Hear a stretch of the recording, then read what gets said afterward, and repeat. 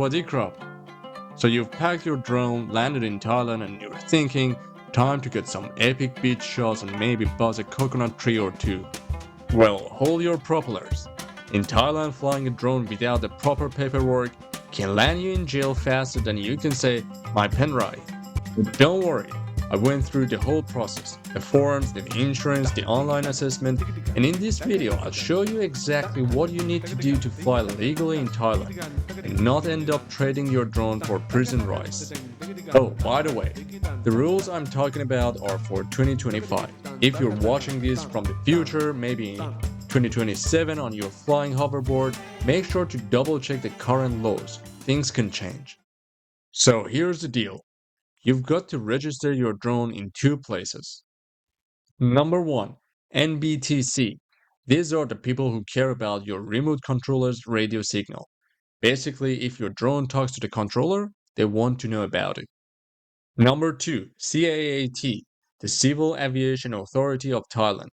These folks care about the flying part. If your drone has a camera, which let's be honest is the whole point, or weighs over 2 kilos, you're filing out forms.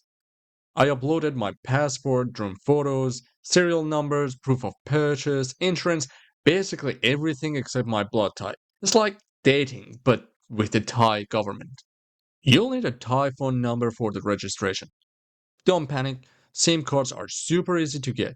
You can buy them right at the airport, usually in minutes, if not seconds. It's one of the easiest parts of this whole process. Also, you need liability insurance that covers at least 1 million baht. That's right, if your drone crashes into someone's pad thai, you'd better be able to pay for 500,000 replacement plates.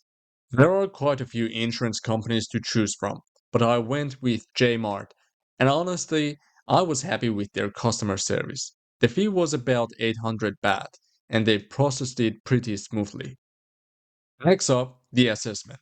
This isn't just a friendly chat about how cool your drone is. This is where they test your knowledge to make sure you're not going to accidentally start a drone based revolution or, more likely, crash into a national monument. I recall sweating a little, wondering if my drone flying license from GTA counted. Here are some actual questions you'll see. I've got a sample test on my website macpilot.com.au. Have a look, test your knowledge, and get ready to rock and roll. Now, here's the part nobody tells you. Even with your NBTC and CAAT approvals, you can't fly everywhere. Some islands have outright bans. Doesn't matter how legal you are, you just can't fly there. And then there is Ayutthaya. Gorgeous temples, amazing ruins, a drone pilot's dream. But you need another permission from the site management office. And it's not cheap. Around 2000 baht. The process? Let's just say it's character building. I tried calling, their English was shaky.